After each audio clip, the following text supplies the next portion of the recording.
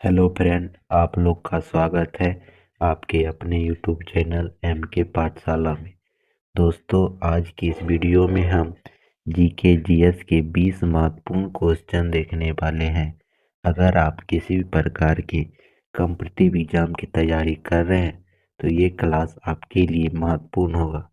जो भी दोस्त चैनल पर पहली बार आए हैं, चैनल को सब्सक्राइब कर ले, क्योंकि इस चैनल पर इसी प्रकार का वीडियो अपलोड किया जाता है।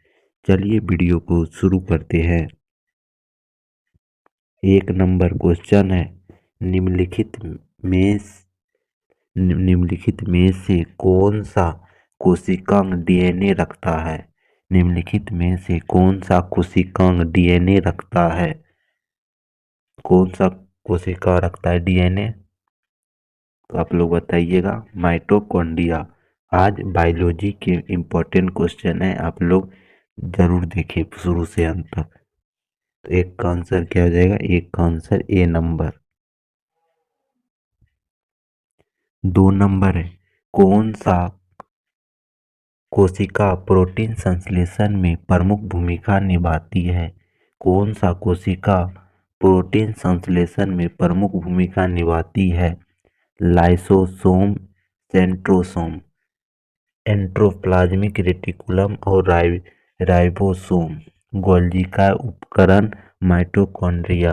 लाइसोसोम माइटोकॉन्ड्रिया कौन सा करता है? तो एंडोप्लाज्मा रेटिकुलम और राइबोसोम।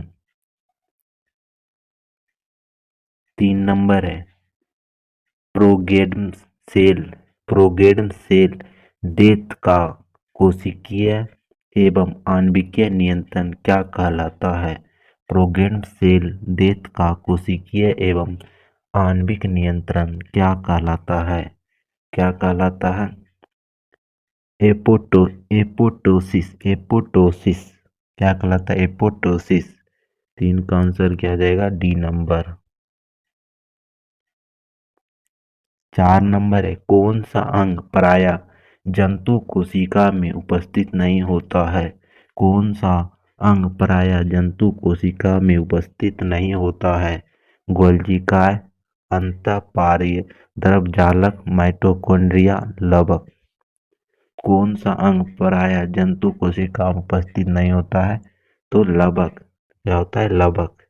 तो 4 का आंसर क्या हो जाएगा? 4 का आंसर डी नंबर। 5 नंबर है, निम्नलिखित में से लाइसोसोम कार्य करता है? निम्नलिखित में से लाइसोसोम कार्य करता है प्रोटीन संश्लेषण का, प्रोसिंग तथा पैकेजिंग का, अंतःकोशिका का कोशिकीय पाचन, वसा संश्लेषण। इसका कार्य करता है अंतःकोशिकीय पाचन का। लाइसोसोम का कार्य क्या है? अंतःकोशिकीय पाचन। 6 नंबर है, कोशिका भित्ति होती है। कोशिका भित्ति होती है यानी कि सेल वॉल के बारे में पूछा गया।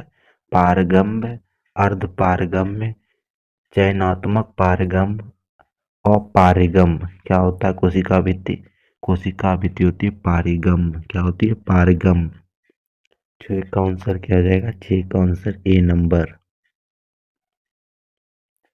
7 नंबर है, माइटोकॉन्ड्रिया का भीतरी वलय कहलाता है? माइटोकॉन्ड्रिया का भीतरी वलय कहलाता है क्रिस्ट, ऑक्सोसोम्स, मैट्रिक्स, साइटोक्रोमोस। क्या कहलाता है? माइटोकॉन्ड्रिया के भीतरी वलय को क्रिप्स कहलाता है, क्रिस्टी। 8 नंबर है, माइटोकॉन्ड्रिया किसमें अनुपस्थित होता है? माइटोकॉन्ड्रिया किसमें अनुपस्थित होता है? तो माइटोकॉन्ड्रिया किसमें अनुपस्थित होता है? तो जीवाणु में। किसमें? जीवाणु में। तो 8 का आंसर क्या हो जाएगा? 8 का आंसर डी नंबर। 9 नंबर है, जीव द्रव शब्द का प्रयोग सर्वप्रथम किसने किया था? जीव द्रव शब्द का प्रयोग सर्वप्रथम किसने किया था? पुरकिंजे, हर हेंगिन, डार्विन, जॉन रे। किसने किया था? जीव द्रव शब्द का प्रयोग पुरकुंजे ने। किसने? पुरकुंजे ने। 10 नंबर है, जीव द्रव जीवन का भौतिक आधार है। जीव द्रव जीवन का भौतिक आधार यह किसका कथन है? जीवन का भौतिक आधार यह कथन किसका है? हेक्सले का। किसका? हेक्सले का। तो 10 का आंसर क्या आ जाएगा? 10 का आंसर डी नंबर। 11 नंबर है, डीएनए द्विहेक्सल प्रारूप को पहली बार किसने प्रस्तावित किया था? डीएनए द्विहेक्सल प्रारूप को पहली बार किसने प्रस्तावित किया था? किसने किया था? तो बटसन तथा किक्स ने। बटसन तथा किक्स ने। तो याद रखिएगा आप लोग।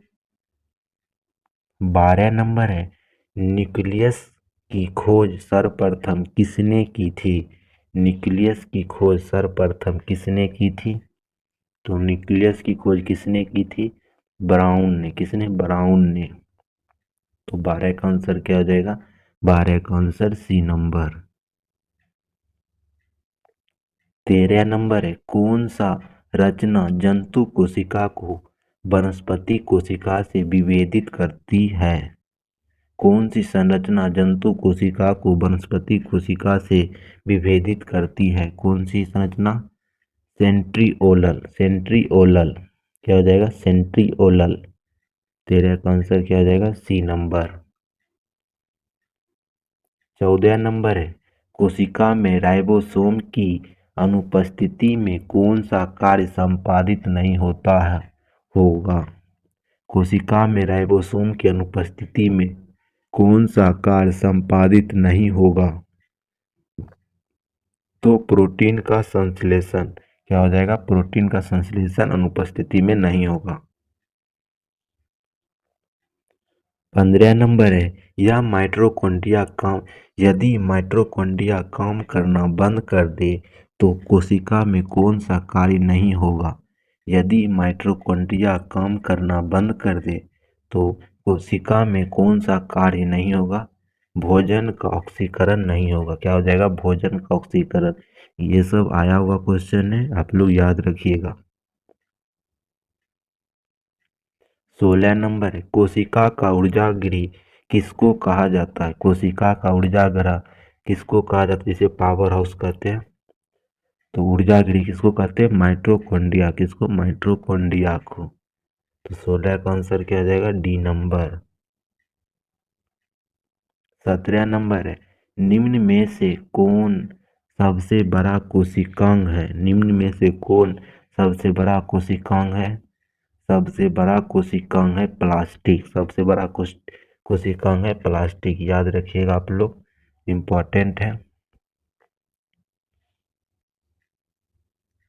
18 नंबर है, पादप कोशिका का सबसे बाहरी आवरण कहलाता है? पादप कोशिका का सबसे बाहरी आवरण क्या कहलाता है?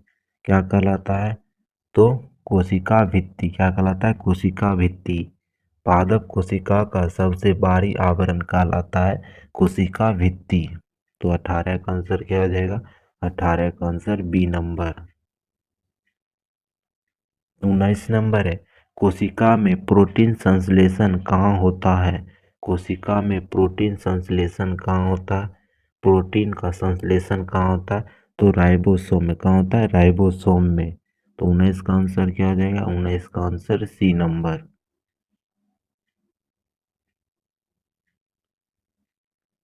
20 नंबर है, सेल नाम किस जीव वैज्ञानिक ने पहले दिया था? सेल नाम किस जीव वैज्ञानिक ने पहले दिया था? किसने दिया था? तो इसका आंसर आप लोग को बताना है कमेंट बॉक्स। कहाँ? कमेंट बॉक्स में। होमवर्क क्वेश्चन है, कमेंट बॉक्स में बताइएगा। ठीक है, आज की वीडियो को यही समाप्त करते हैं। छोटा वीडियो था ये, बायोलॉजी का 20 महत्वपूर्ण क्वेश्चन है। आप लोग ज़रूर देख लें ये वीडियो को।